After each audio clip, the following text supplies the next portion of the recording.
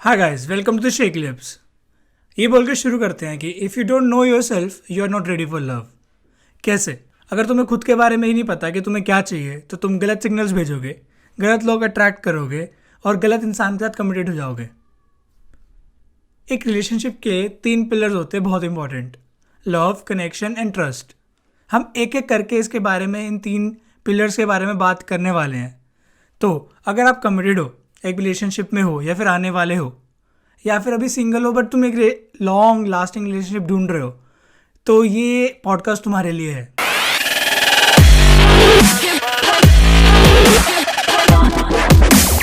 हम first pillar की बात करते हैं जो कि है लव। ठीक है। सबसे बड़ी दिक्कत यह है कि जब कोई हमें आई लव यू बोलता है, हमें लगता है वो सेम चीज़ें फील कर रहा है जो हम कर रहे होते हैं जब हम आई लव यू बोलते हैं किसी को। बट ऐसा नहीं है।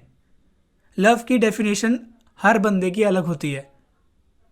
तो जब हम ये चीज़ दिमाग में रखते हैं तो हमें समझ आता है कि एक्चुअली में क्या चीज़ है और हम क्या चीज़ें बना रहे होते हैं। सबसे इंपॉर्टेंट चीज़ ये है कि definition of love differs for everybody. तो हमें उसके हिसाब से दूसरे बंदे को लव्ड फील कराना चाहिए। सेकेंड पिलर है connection. There are 5 primary motivators for a connection, जो कि हैं: first physical, second material, third intellectual, fourth emotional and fifth spiritual. First physical, when you are attracted to the physical appearance of the person.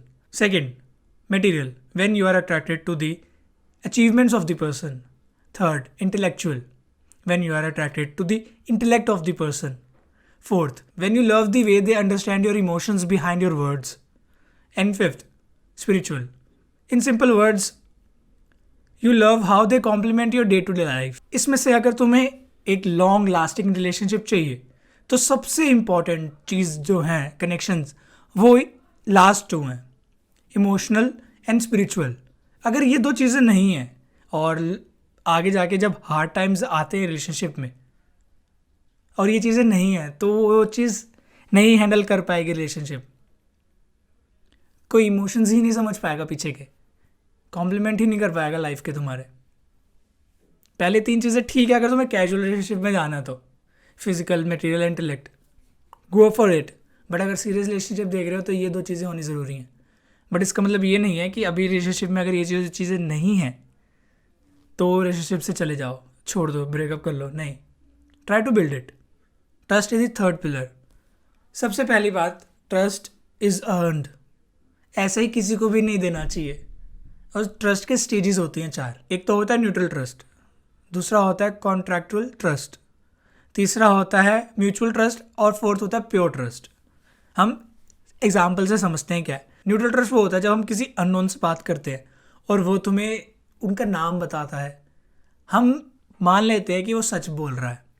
ठीक है, बस उतना ही होता है trust, उससे ज़्यादा नहीं।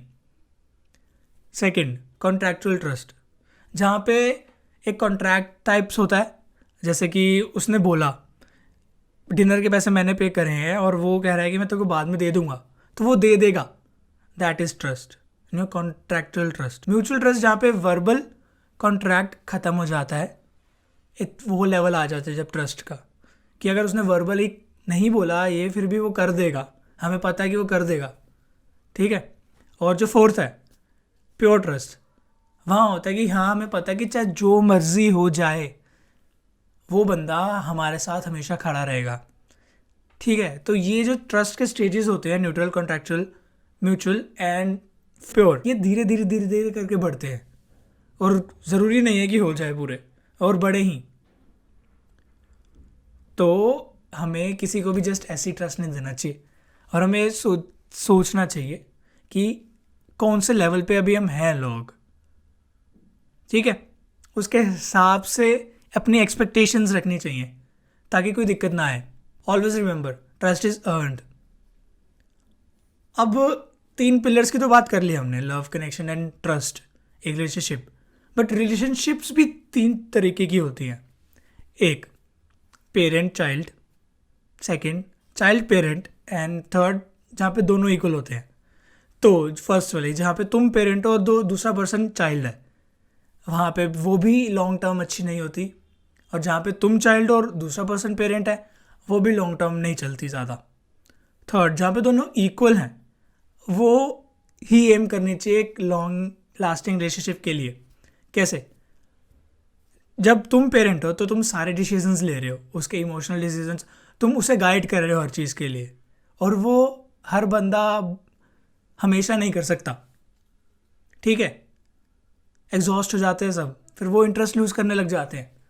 हमेशा इक्वल रहना चाहिए, रोल रिवर्स करते रहना चाहिए, कभी चाइल्ड पेरेंट कभी पेरेंट चाइल्ड, वो रिलेशनशिप लॉन्ग टर्म चलती है, ठीक है? अब हमने बात तो कर ली कि रिलेशनशिप्स वगैरह के बारे में, मैं चाहता हूँ कि मैं अपनी एडवाइस दूँ, ठीक है? तो सबसे पहले, do not compare your relationship to others. वो उनकी रिलेशनशिप है, ये तुम्हारी रिलेशनशिप है, जो तुम्हें मीनिंगफुल लग रहा है इसके लिए वो करो। Second, communicate with each other, हर चीज़ के बारे में बात करो, छोटी से छोटी प्रॉब्लम से बड़ी प्रॉब्लम लेके जानो एक दूसरे को। थर्ड, इसी पॉइंट पे आता है, इंटेंशंस जानो कि एक्चुअल में दूसरा बंदा क्या चाह रहा है उस रिलेशनशिप के एंड तक, क्या है, कौन से पेज पे है वो, ठीक है? And fourth last, observe and know what is the definition of love for them, ताकि तुम उन्हें लव फील करा सको।